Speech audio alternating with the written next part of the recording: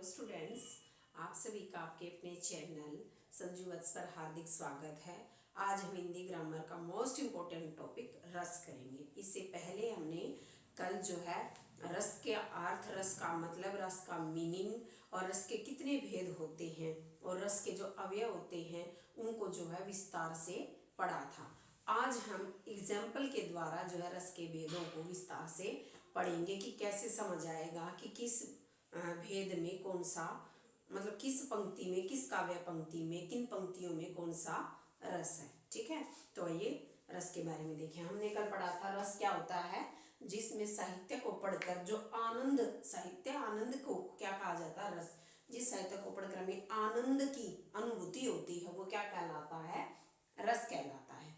तो आइए हम इसके रसों को विस्तार से जो है पढ़े। पहला रस क्या है बेटा, देखिए, श्रृंगार रस। एक और बात मैं बता दूं, जो श्रृंगार रस है इसको रसों का राजा कहा जाता है। रस राज किसको कहा जाता है, श्रृंगार रस। कल मैंने बताया था इसमें क्या होता है कि नायक नायिकों का विरह और नायक नायिका, नायक और नायिका दोनों का मिलन और उसका विरह किस में होता है, श्रृंगार रस में। और इसके भी दो भेद हैं। जब नायक और नायिका का आपस में मिलन होता है तो संयोग, और जब विरह होता है तो वियोग। ठीक है, अब देखिए, और ये भी मैंने कल इसके जो है भाव भी पढ़ाए थे। स्थाई भाव किस रस का, कौन सा स्थाई भाव है, तो श्रृंगार रस का स्थाई भाव क्या है, रति। ठीक है, अब देखिए, अब एग्जाम्पल देखिए संयोग श्रृंगार रस का। मेरे तो गिरधर गोपाल गोपाल दूसरे न कोई, जाके सिर मोर मुकुट मेरे पति सोई। ठीक है, इसे में पता चला जो मीराबाई ने अपने आप को, क्या अपने आप का पति किसको स्वीकार कर लिया, गिरधर गोपाल जो श्री कृष्ण भगवान है, गिरि पर्वत को धारण करने वाले हैं, उसको अपना क्या बना लिया, उन्होंने पति मान लिया, उनको अपना पति मान लिया। ठीक है, तो इसमें मीराबाई क्या है, नायिका है, और गिरधर गोपाल क्या है, नायक है। ठीक है, तो इसमें जो गिरधर गोपाल जी हैं, जिनको देखकर उनके अंदर प्रेम का संचार हुआ, तो ये क्या है, गिरधर गोपाल। इसमें क्या है, आलम्बन। कई बार एग्जामिनर ये पूछ लेता है कि इसमें पंक्ति में आलम्बन बताओ, तो इसमें आलम्बन क्या है, गिरधर गोपाल। और मीराबाई जी क्या है, आश्रय। आश्रय क्या होता है, जिसके अंदर वो भाव उत्पन्न होते हैं। ठीक है, तो ये समझ में आया आपको। इसमें गिरधर गोपाल जो आलम्बन है और मीराबाई क्या है, क्या है मीराबाई, मीराबाई जो है आश्रय है। और जैसे मोर मुकुट उनके ऊपर सुशोभित है, तो ये क्या है, स्टूमुलेट है। ये परिस्थितियां हो रही हैं, ये जो उत्पन्न कर रही हैं क्या, उसके प्रति प्रेम के संचार को और अधिक जो बढ़ा रही हैं, तो वो क्या कहलाती हैं, उद्दीपन, स्टूमुलेट, मैंने बताया था। ठीक है, तो ये समझ आया कि ये उद्दीपन है। मोर मुकुट गिरधर गोपाला क्या है, गिरधर गोपाल क्या है, आलम्बन है, और मीराबाई जी क्या है, आश्रय है। ठीक है, अब देखिए वियोग श्रृंगार। मुझे फल फूल मत मारो, मैं अबला बाला वियोगनी, कुछ तो दया विचारो। इसमें मैंने क्या बताया था, वियोग में जब नायक नायिका का आपस में विरह होता है, वो एक दूसरे से दूर हो जाते हैं, वो विरह होता है, वो दूरी होती है, वो किस में आती है, श्रृंगार रस में। तो मुझे फूल मत मारो, जो फूल मारना ये क्या है, आलंबन है। ये उसके वियोग रस को, वियोग जो वियोग का रति जो उसके भाव को और जो है बढ़ा रहा है, उसकी विरह वेदना को और अधिक बढ़ा रहा है। ठीक है, और इसमें अगला नारी क्या है, जिसके ऊपर वो भाव उत्पन्न हो रहे जिसके अंदर, तो अगला नारी क्या हुई, आश्रय हुई। समझ आया। अब देखिए नेक्स्ट, वीर रस। वीर रस का स्थायी भाव क्या है, उत्साह। जब हमारे अंदर उत्साह, वीर रस जब उत्पन्न होता है तो क्या भाव, कौन सा भाव उत्पन्न होता है, उत्साह का भाव उत्पन्न होता है। अब देखिए चार, मैंने इसके वीरस के कल चार भेद बताए थे, युद्धवीर, दानवीर, दयावीर और धर्मवीर। ठीक है ना, इस वीरस के कितने भेद बताए थे मैंने कल, चार भेद होते हैं इसके। वह खून, अब इसका एग्जांपल देखो, वह खून कहो किस मतलब का, जिसमें उबाल का नाम नहीं, वह खून कहो किस मतलब का, आ सके देश के काम नहीं। अब इसको पढ़कर हमारे अंदर भी जो वीर भावना है, वो जो उत्साह, एक जोश जो है उत्पन्न हो रहा है, किसको देखकर, इन पंक्तियों को पढ़कर। ठीक है, तो कौन सी भाव उत्पन्न हुई हमारे अंदर, वीर भावना उत्पन्न हुई, उत्साह उत्पन्न हुआ कि हम अपने देश के लिए कुछ कर गुजरे।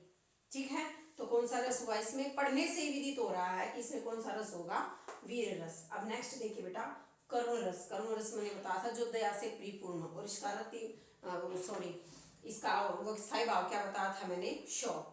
अब देखिए वो देखिए इसका एग्जाम्पल, देखी सुदामा की दीन दशा करुणा, करी के करुणा निधि रोए, पानी परात को हाथ छुओ नहीं, नैनन के जल सो पग धोए। अब देखो जो सुदामा जी हैं, सुदामा की जो बुरी दशा थी, फटे हाल में वो थे, फटे वस्त्र थे, पैर उनके जो कांटों से भरे हुए थे, ऐसी दशा क्या है, आलंबन है, ठीक है। और इसमें आश्रय क्या, जिसके अंदर भाव उत्पन्न हुए, कौन है, करुणानिधि, कौन, श्री कृष्ण भगवान। और जो उनके पैर फटे हुए हैं, वो जो उनकी बुरी दशा है वो क्या हुई, आलंबन हुई। और उसके बाद जो क्रिया होती है, यानी कि आलंबन के बाद आश्रय के अंदर जो भी भाव उत्पन्न होता है उसको क्या बोलते हैं, अनुभाव, उसको क्या बोलते हैं, अनुभाव। तो इसमें अनुभाव क्या है कि उनकी आंखों से जो निरंतर क्या बहने लगे जल, जिससे उन्होंने क्या, श्री सुदामा जी के क्या, पग धोए। तो इसमें नैनन के जल, ये क्या है, अनुभाव है। सुदामा की बुरी दशा, ये क्या है, आलंबन है। और श्री कृष्ण भगवान क्या है, इसमें आश्रय, जिसके अंदर वो भाव उत्पन्न हुई, किसके, करुणा के। अब देखिए हास्य रस, नेक्स्ट क्या है, हास्य रस। हास्य रस का यानी क्या, कोई मजाक करना, हंसी मजाक करना, उसका स्थायी भाव क्या है, हंसी, उसका स्थायी भाव क्या होगा बेटा, हंसी। अब देखिए एग्जाम्पल, यानी कि कोई भी चीज देखकर, कोई भी बातें, कोई पंक्ति हमें देखकर जब हमें हंसी आ जाए, मजाक हमारे अंदर उत्पन्न हो, हमें हंसी आए, मजाक हो, तो वो क्या आएगा, हास्य रस। जैसे देखिए, हाथी जैसी देह है, हाथी जैसी देह है, गैंडे जैसी खाल, तरबूज जैसी खोपड़ी, खरबूजे से गाल। अब देखिए जैसे हाथी, किसी का जो है बहुत विशाल शरीर है, हट्टा कट्टा किसी का शरीर है, बहुत मोटा जो शरीर है, तो वो जो उसका शरीर है वो क्या बना, क्या बना, आलंबन। उसका जो शरीर है वो आलंबन बना, ठीक है ना। उसकी जो स्किन है, जो उसकी चमड़ी है, वो क्या बनी, आलंबन बनी, ठीक है। फिर क्या उत्पन्न हुआ, भाव उत्पन्न हुआ। कौन सा भाव उत्पन्न हुआ, हास्य का, हंसी का भाव उत्पन्न हुआ। तो ठीक है ना, इसमें इसको पढ़ के ये मैं लग रहा है कि ये कोई मजाक की बात चली, किसी का मजाक, किसी पर टोंट किया जा रहा है, व्यंग्य किया जा रहा है। तो इसमें कौन सा रस हुआ बेटा, हास्य रस। नेक्स्ट देखिए रौद्र रस। रौद्र रस में का स्थायी भाव क्या है बेटा, क्रोध, गुस्सा। अब देखिए, श्री कृष्ण के सुन वचन, एग्जाम्पल ध्यान से देखो, श्री कृष्ण के सुन वचन, अर्जुन क्रोध से जलने लगे, सब शोक अपना भूल कर करतल युगल मलने लगे। अब श्री कृष्ण भगवान जी ने जब क्या है वो अर्जुन जी को गीता का उपदेश दिया था, तब की बात है, जब वो उस उपदेश से मोटिवेट हुए और युद्ध करने के लिए तत्पर हो गए, तब उनके अंदर एक क्रोध था, किसके लिए, कि भाई अब तो जो कौरवों को हमें हराना है, ठीक है ना। तो वो क्रोध के भाव जो उत्पन्न होले, और कर्तल युगल क्या है, अनुभाव, जो है कृष्ण के वचन क्या है, यहाँ पे श्री कृष्ण जी ने जो वचन उनको कहे, जो गीता को उपदेश दिया, वो क्या है, आलंबन। अर्जुन क्या है इसमें, आश्रय। और कर्तल युगल क्या हो गया इसमें, अनुभाव, जो उन्होंने क्रिया की। अब देखिए भयानक रस। भयानक रस का स्थायी भाव क्या है बेटा, भय। जब हम कोई चीज देखकर हमारे अंदर डर, भय उत्पन्न होता है, तो वो कौन सा रस होता है, भयानक रस, ठीक है, समझ आया। और इसका स्थायी भाव क्या है, भय, डर। अब देखिए एग्जाम्पल, एक और अजगरी लखी, एक और मृगराय, विकल बटोही बीच ही परियो मूर्छा खाई। अब इसमें देखो, अजगर और मृगराय क्या है, इसमें आलंबन है, ठीक है ना, जिनको देखकर भय उत्पन्न हो रहा है, आलंबन है। आप देखिए बटोही क्या है इसमें, जिसके अंदर वो भाव उत्पन्न हुए, कौन सा भाव, भय का भाव जो उत्पन्न हुआ। तो इसमें बटोही क्या हुआ, आश्चर्य हुआ। और जब वो इनको देखकर, मृगराय और अजगर को देखकर जो उनके अंदर भाव उत्पन्न हुए, उनके बाद जो प्रतिक्रिया हुई, यानी कि वो मूर्छित हो गए, ठीक है ना, बेहोश हो गए, तो वो क्या हुआ, अनुभाव, समझ आया। तो अजगर और मृगराय क्या है, आलंबन, और बटोही क्या है, आश्रय। और उसके बाद जो उनकी मूर्छित की जो स्थिति हुई, जो उनके शरीर ने जो मूवमेंट किया, क्रिया की, प्रतिक्रिया, क्रिया के ऊपर जो प्रतिक्रिया की, वो क्या है, क्या हुआ बेटा, अनुभाव। नेक्स्ट देखिए विभीत रस। इसमें कल मैंने बताया था घृणा, जिस चीज को देखकर हमें घृणा हो, ठीक है ना, जो हमें अच्छी ना लगे, वो कौन सा होता है, विभीत रस। उसका स्थायी भाव क्या है, घृणा। अब देखिए, गिद्ध और चील मंडरा रहे थे, चूहे को तड़फा रहे थे। गिद्ध और चील मंडरा रहे थे, जो है किसके ऊपर, चूहे के ऊपर। तो चूहा क्या है इसके, इसमें आश्रय, और गिद्ध और चील क्या है इसमें आलंबन। और जो उनका फिर तड़फना है, तड़फना क्या हुआ, अनुभव किसका, चूहे ने। जो गिद्ध और चील जब उसके ऊपर मंडरा रहे थे, और मंडराने के बाद जो प्रतिक्रिया की, जब वो तड़फे तो तड़फना क्या हो गया, अनुभव। अब आप देखिए नेक्स्ट बेटा, अद्भुत रस। अद्भुत रस का मतलब, अद्भुत का क्या मतलब होता है, जब हमें कोई चीज पंक्ति पढ़कर हैरानी, कोई चीज देखकर, कोई परिस्थिति देखकर हैरानी हो, आश्चर्य हो, तो वो किस में आते हैं, जब हमारे अंदर जो भाव उत्पन्न होते हैं वो किस रस के हैं, अद्भुत रस के। इसका स्थायी भाव क्या है, विस्मय, आश्चर्य होना किसी बात पर, जब हमने किसी चीज की उम्मीद ना की और वो काम हो जाए, या वो चीज हमारे सामने आ जाए, एकदम से प्रकट हो जाए, तो जब उस टाइम हमारे अंदर जो भाव उत्पन्न होता है वो कौन सा होता है, अद्भुत, और ना सॉरी विस्मय का। और किस रस का होता है विस्मय, अद्भुत रस का। अब देखिए एग्जाम्पल, देख यशोदा शिशु के मुख में, देख यशोदा शिशु के मुख में सकल विश्व की माया, क्षण भर को वह बनी अचेतन, हिल न सकी कोमल काया। अब देखो यशोदा मैया ने जब श्री कृष्ण भगवान मिट्टी खा रहे थे और उनका मुंह जो ओपन करवाया, तो उसके मुंह में, श्री कृष्ण भगवान के मुंह में उन्होंने क्या देखा, पूरा ब्रह्मांड देखा। तो शिशु के मुख में जब पूरा ब्रह्मांड देखा तो यशोदा मैया का आश्चर्य का ठिकाना नहीं रहा, तो आश्चर्य हुआ उनको। तो कौन सा रस हुआ, अद्भुत। अब देखो यशोदा मैया क्या है, आश्रय है, और शिशु का मुख क्या है, आलंबन है। और वो जब देखकर कुछ क्षण के लिए, कुछ पल के लिए अचेत अवस्था में चली गई, बिल्कुल स्तब्ध हो गई।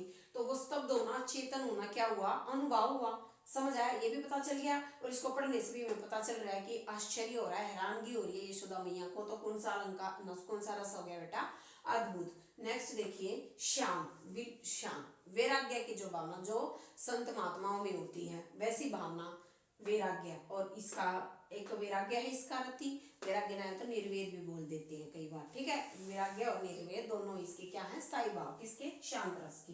अब देखो एग्जाम्पल, माटी कहे कुम्हार से तू क्यों रोंदे मोहे, इन दिन एक दिन, इन दिन एक दिन आएगा, एक दिन ऐसा ऐसो, एक दिन ऐसो आएगा मैं रोंदूंगी तो ही। तो जो माटी है कुम्हार को कह रही है, जब कुम्हार उसको जो सान रहा है, उसको बिल्कुल मिक्स कर रहा है, कोई बर्तन, कोई शेप देने के लिए, कोई आकार देने के लिए, तब वो कह रही है, बिल्कुल निर्वेद भावना उसके अंदर जो उत्पन्न हो रही है, कि एक दिन लास्ट में जो है तुझको भी मुझे इस मिट्टी में ही मिल जाना है, क्योंकि ये संसार जो है क्षण भंगुर है। ये उसको समझा रही है, कौन, मिट्टी, किसको, कुमार को, ठीक है ना।